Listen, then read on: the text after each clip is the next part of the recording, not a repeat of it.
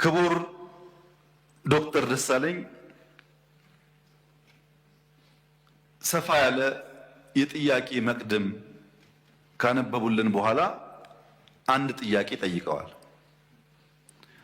ለዚያ ጥያቄያቸውም ራሳቸው ምላሽ ሰጥተዋል። ጠይቀው ስለመለሱ እንዲሁ ማለፍ ይቻላል። ነገር ግን ለሳቸው ክብር፣ ለዚህ ምክር ቤትም ክብር ሲባል አንዳንዶቹ ነገሮች በግርድፉ አንስቼ አልፋለሁ። አንደኛ ይሄን ጦር ሰባቂ መንግስት በዚህ ልክ ክሪቲሳይዝ ሲያደርጉት ህዝብ እንዳይወጣ፣ እንዳይገባ፣ እንዳይማር፣ እንዳያርስ፣ ማዳበሪያ እንዳይወስድ ያደረገውን ኃይል ምን ነው አላየኸውም አልሰማውም አሉት። በህዝብ መሰብሰቢያ በእርሶ ከተማ ቦምብ ንጹሃን ሰዎች የሚንቀሳቀሱበት ቦታ ላይ የሚያፈነዳን ኃይል ምን ነው ዝም አሉት? ሽማግሌ ላስታርቅ ብሎ ሲሄድ ቄሶች፣ አሮጊቶች በንብርክክ የሚያስኬደውን ከኢትዮጵያ ባህል ውጭ የሚገለውን ኃይል ምን ነው አላቅህም አሉት። ከሁሉ ደግሞ የገረመኝ በእርሶና በእርሶ ፓርቲ ግንባር ቀደም ተዋናይነት የነበረውን የትግራይ ውጊያ ምን ነው የትግራይ ውጊያ ያሉት? አዝማች አልነበሩ እንደ እርሶ? እነዚህ ሳቢዎች የማያውቁት ሀገር ሄዶ ቁርበት አንጥፉልኝ እንዳለው ስጋ በሊታ ያስመስለዋል።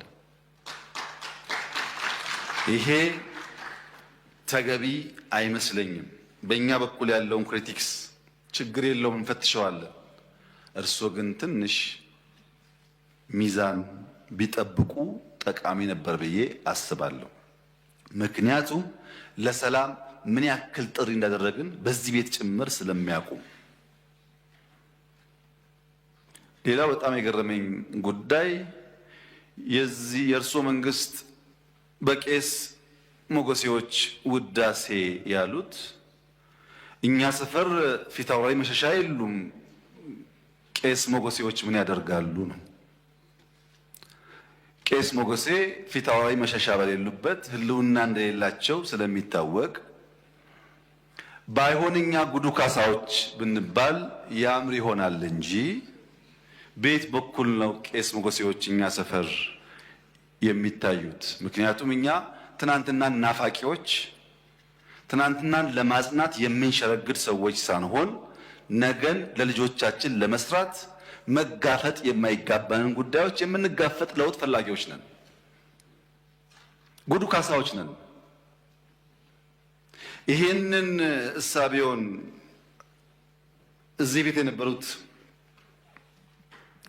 ሐዲስ ዓለማየሁ ላፍታ ተነስተው ጥያቄውና ኢትዮጵያ ውስጥ ያለውን ነገር ቢመለከቱ ምን ነው ያብዬን ወደምዬ የሚሉ ይመስለኛል። መንግስታችን ለክሪቲክስ በጣም ክፍት ነው። ኢትዮጵያ ውስጥ ባልተለመደ ሁኔታ ስልክ ያለው ማይክ የያዘው ሁሉ የሚናገርበት ዘመን ነው ይሄ ዘመን። ሐሳብ በመግለጽ ሰው ይታሰራል ላሉት እርስዎ እዚህ ፓርላማ አካባቢ ከመቅረቡ በፊት የዚህ ፓርላማ አባል ነበርኩ ነኝ። ቅድም እንዳደረጉት አይነት ግላጭ ስድብ አይፈቀድም። ፓርላማ ውስጥ ነበርንበት፣ እናውቀዋለን። ሰው በንግግሩ የሚታሰር ከሆነ ጦረኛ፣ ግጭት ጨማቂ፣ ጆሮ የሌለው ከሚል በላይ ስድብ ምን አለ? እዚህ ፊት ለፊታችን ሆነው እየተሳደቡ እንኳን ካልታሰሩ ሰው በንግግሩ ብቻ አይታሰርም ማለት ነው። ጦረኛ፣ ግጭት ጨማቂ፣ ጆሮ አልቦዎች ካሉ በኋላ ልክ እናስገባችኋለን በትጥቅ በ2 ሳምንት 4 ኪሎ እንገባለን ቢጨምሩበት ግን እርሶም አይቀርሉት ነበር። በመሳደብ አይደለም። ከዚያ አልፎ በኃይል የተመረጠን መንግስት መናት ሲጨመርበት ነው ጸብ የሚመጣው። ዩቲዩብ ላይ የተናገረ ሁሉ ጋዜጠኛ ሆኖ ጋዜጠኞች ታሰሩ ያሉት እንደዚህ ዘመን መቼም የኢትዮጵያ ሕዝብ ይታዘባል። ከፓርላማም ውጭ ሰው እንዳሻው የሚናገርበት ዘመን፣ ሁሉ ጉዳይ ፖለቲካ የሆነበት ዘመን ያለ አይመስለኝም። ይሄ ሲባል ይሄ መንግስት ሆሊ ነው፣ ምንም አይነት እንከን የለውም፣ ስራው ሁሉ የተቀደሰ ብዬ ልመጻደቅ አልፈልግም። እርስዎ ካቀረባቸው ሀሳቢዎች ውስጥ መፈተሽ ያለባቸው ጉዳዮች ይኖራሉ፣ መታረም ያለባቸው ጉዳዮች ይኖራሉ። በእስርም በክስ ሂደትም በሌላም ጉዳይ መንግስት ሁልጊዜ ራሱን ክፍት አድርጎ መፈተሽ አለበት። እንከን የለኝም የሚል መንግስት አያድግም። ነገር ግን ሚዛን ሲጠፋ ለሚሰማውም ትውልድ ለእርሶም ፓርቲ ጉዳት ያለው ስለመሰለኝ ነው። ምክንያቱም ይሄ መንግስት አሁን ያለው መንግስት የእርሶ ፓርቲ መንግስት ሆኖ ያቋቋመው ነው። የእርሶ ፓርቲ ሊቀመንበር የኔ ካቢኔ አባል ናቸው። የእርሶ ፓርቲ አመራሮች በአማራ ክልል፣ በአዲስ አበባ ክልል ውስጥ፣ በአዲስ አበባ ከተማ ውስጥ አመራሮች ናቸው። በጋራ የምንመራው መንግስት ነው።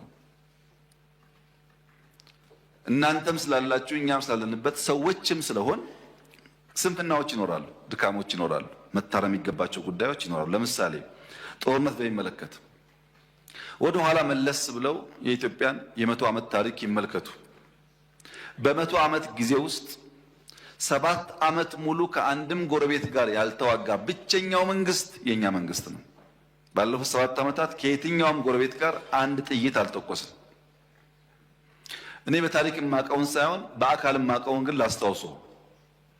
በ83 ገብቶ 84 መንግስት የመሰረተው የኢህአዴግ መንግስት እስከ 90 ዓመተ ምህረት ባለው 6 ዓመት ጊዜ ውስጥ መጀመሪያ ከሳውት ሱዳን ኢታንግ ላይ፣ ቀጥሎ ከሱዳን፣ ቀጥሎ ከኤርትራ ውጊያ አካሂዷል። በኋላ የሶማሌውን ሳይጨመር ማለት ነው። በ7 ዓመት ጊዜ ውስጥ በደርግም የሚያውቁት ታሪክ ነው። በንጉሱ ጊዜም እንዲሁ ባለፉት 7 ዓመታት ከአንድም ጎረቤት ጋር ያልተዋጋ ነው። የሚያጋጩ ጉዳዮች ስለሌሉ ሳይሆን ግጭት ጉዳት አምጪ እንደሆነ ስለምናቅ ነው፣ ስላደግንበት ስለምናቀው ነው። በሀገር ውስጥ ቤኒሻንጉል ጋር ያሉ ታጣቂዎች በሰላም ተደራድረን አላስገባንም። ይሄ አይታወቅም፣ ለምክር ቤት አያውቀውም። ኦሮሚያ ውስጥ በጣም በርካታ ሴክቶች እንደገቡ አይታወቅም። በአማራ ክልል ባለፉት 2-3 ቀናት ብቻ ከ70 በላይ ሰዎች በሰላማዊ መንገድ ገብተዋል። 2-3 ቀን ብቻ። በአፋር ክልል፣ በሶማሌ ክልል በርካታ የሰላም ድርድሮች ተካሂደዋል። ለዚህ ነው መጠነኛ ለውጥ መሻሻሎች ያሉት።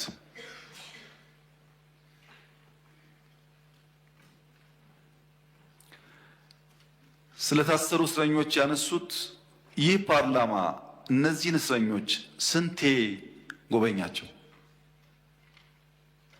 ሄዳችሁ አላያችሁም? አልጎበኛችሁም? በሚዲያ ይቻል ውስጥ ጎበኙ። ድሮ እንኳን ፓርላማ በእንደዚህ አይነት ጉዳይ የታሰሩ ሰዎች መጎብኘት ይቅርና ታሳሪዎቹ እራሳቸው ከእስር ሲፈቱ የት ቦታ እንደታሰሩ አያውቁም። ተሸፍነው ገብተው ተሸፍነው ይወጣሉ። ይሄማ ተቀይሯል፣ ተሻሽሏል፣ ለውጥ አለ። የሚቀር ነገር አለ? አዎ አለ። ጀማሪዎች ስለሆን ማረም አለብን፣ ግን ለውድድር የሚቀርብ አይደለም። ብልጽግና በየትኛው መመዘኛ ከኢህአዴግ ጋር አይወዳደርም። በአደረጃጀቱ፣ በእሳቤው፣ በተግባሩ፣ በሚመራበት መርህ ለውድድር የሚቀርብ አይደለም። ይሄን ለእናንተ መንገር ለቀባሪ ማብራት ያህል ስለሆነ አልፈልገውም። እኛ ተመርጠን ሳለ ሙሉ በሙሉ ብቻችንን መንግስት መሆን ስንችል በህግም በሞራል የለም ለሰላማችን ሲባል ከሚፎካከሩ ኃይሎች ጋር በጋራ መንግስት እንፍጠር ያልነው ሰላም ፍለጋ ነው። ሰላም ፍለጋ ነው። የታጠቀ ኃይሉ በነፃ ይግባ ሳይጠየቅ ይግባ ብለን ያወጅነው ሰላም ፍለጋ ነው። በየመድረኩ ሰላም ሰላም ሰላም የምንለውም የሰላም ፋይዳ ስለሚገባ ነው። ኢንክሉሲቭ ናሽናል ዲያሎግ ኢትዮጵያ ውስጥ ሲለመን የከረመ አጀንዳ ነው። ጠቃሚ ነው። በሺህ የሚቆጠር ሰው ያለውን ማንኛውም ሀሳብ በነፃነት እያነሳበት ያለ አውድ ነው። ይሄ መጠናከር አለበት፣ ጠቃሚ ነው። በአንድ በኩል ችግር አለ፣ ህገ መንግስቱ ይቀደድ ይባላል። የለም እኛ አንቀድም፣ ህዝብ አወያይተን አማክረን ሁሉም ሳይኖሮት ነው የሚቀየረው ደግሞ ሲባል ፕሮሰሱን አንፈልግም ይባላል። አብሮ አይሄድም። ለምሳሌ ከፍትህ ስራ ጋር ተያይዞ የተነሳው በአንድ በኩል ክስ አቅርባችሁ ክሱ ተጓተተ ይባላል። የኛ ስራ ወንጀለኛ ላልነው ሰው ክስ ማቅረብ ነው። መልሰን ፍርድ የምናስፈርድ ከሆነ የሚታሰበው የቼክ ኤንድ ባላንስ ጉዳይ ጠፋ ማለት ነው። ባይከሰሱ ሳይከሰሱ ታስሩ ይባላል። ታስረው ከተከሰሱ ግን መንግስት ሚናውን እየተወጣ እንዳለ ቢወሰድ ጥሩ ይመስለኛል። ይሄ ሆኖ ነፃነት ለማስተዳደር ችግር አለ። ዲሞክራሲን፣ ነፃነትን፣ ህግን በቅጡ ልምምድ ስላልነበረ አሁን እንቸገራለን። ለዚያም መንግስት መታገስ ይኖርበታል። በብዙ ባለፈው ፓርላማ ላይ ድርድር እያካሄድን ነው ከተቃዋሚዎች ጋር ብያችሁ ነበር። ከኦነጎችም አማራ ክልል አካባቢ ካሉ የሚንቀሳቀሱ ኃይሎችም ድርድሮች ነበሩ። በነገራችን ላይ በአማራም በኦሮሚያም በየትኛውም ጎጥ ያለ የጎበዝ አለቃ በየትኛውም ጎጥ ያለ በግራም በቀኝ ይደራደራል። እኔ አይደለሁም እሱ ነው ይላል እንጂ ሲወጣ ይደራደራል፣ ሽማግሌ ይልካል። ልክ እኔ ካልኩ በኋላ ግን የሚደራደረው ኤክስ ነው፣ መደራደር ተገቢ አይደለም ብሎ የሚዘምተው ደግሞ ራሱ የሚደራደረው አካል ነው። ከዚያ በኋላ ነው የኦነግ አንድ ሴክት በሺ የሚቆጠር ሰው ይዘው የገቡት። ያ ጥሩ ጅማሮ ነው። ለተቀሩትን መልእክታችን በዚያው መንገድ ተደራድራችሁ በሰላም ግቡ ነው። አማራ ክልል ላሉትም እንደዚሁ በሰላም ግቡ። መንግስት ሁልጊዜም እጁ የተዘረጋ ነው። በድርድር በሰላም ጉዳያችን ለመፍታት ትልቅ ፍላጎት አለን። ጥቅም ስለሌለው ዓላማውን ስለማያሳካ 5 ዓመት ብንዋጋ 6 ብንዋጋ ማንም ሰው 4 ኪሎ ስለማይደርስ ዋጋ የለውም። ዓላማ ለሌለው ነገር ደግሞ መጋደል ተገቢ ነው ብለን አናስብም እና ሰላሙ ከማንም በላይ እኛ የምንፈልገው ጉዳይ እንደሆነ ቢታሰብ። ሁሉ ነገር ጨለማ ነው፣ ሁሉ ነገር ጥፋት ነው፣ ሁሉ ነገር አዘቅት ነው፣ ሁሉ ነገር የለም ላሉት ክቡር ዶክተር ደሳለኝ እኔ ለእርሶ ነው ያዘንኩት። ምክንያቱም በዚህ ሁሉ ጨለምተኝነት፣ በዚህ ሁሉ ፔሲሚዝም ድንገት እድል ቢቀናውት ለኢትዮጵያ ሕዝብ ምንድን ነው የሚሰጡት? እርሶ በጨለማ ተውጠው ከጨለማ ብርሃን አይወጣ፣ ከጭንቀት ብርሃን አይወጣ፣ ተስፋ እንዴት አይሰንቁም? ይሄን አልቻላችሁም እኔ መጥቼ ቀይረዋለሁ እንኳን ቢሉን ነው የሚሻለው እንጂ ሁሉ ነገር ጨለማ ከሆነ ጥሩ አይደለም። ፖለቲካ የሚፈለገው በጨለማ ውስጥ በችግር ውስጥ ተስፋን ማሳየት ነው፣ ለውጥን ማሳየት ነው፣ ወደዚያ ሰውን መምራት ነው፣ መጨበጥ ነው እንጂ ችግር ብቻ መናገር አይደለምና የምንውልበት የምንሰማው የምንነጋገርበት ጉዳይ በገደል ማሚቱ ተመልሶ እያስተጋባብን እሱ ነገር እየኖርነው እንዳይሆን ጥንቃቄ ቢደረግ መልካም ነው ለማለት ነው። እና ይሄ ሁሉ የመለስኩት እርሶ ምላሽ እንደማይፈልጉ ቢናገሩም ለተከበረው ምክር ቤት ክብር ሲባል አንዳንዱ ጉዳይ ቢታይ ብዬ ነው። ካነሷቸው ጫፍ የወጡ ክሪቲክሶች እና ሂሶች መካከልም ቢሆን ለኛ ጠቃሚ የሚሆኑትን ጉዳዮች ግን ፈትሸን እንወስዳለን። ማደግ ስለምንፈልግ መለወጥ ስለምንፈልግ ከማንም ወገን የሚነሳ ክሪቲክስ በግርድፉ መጣል አንፈልግም። ሚዛናዊነት ግን ከእርሶ እና ከመሰሎቹ እንጠብቃለን ለማለት ነው።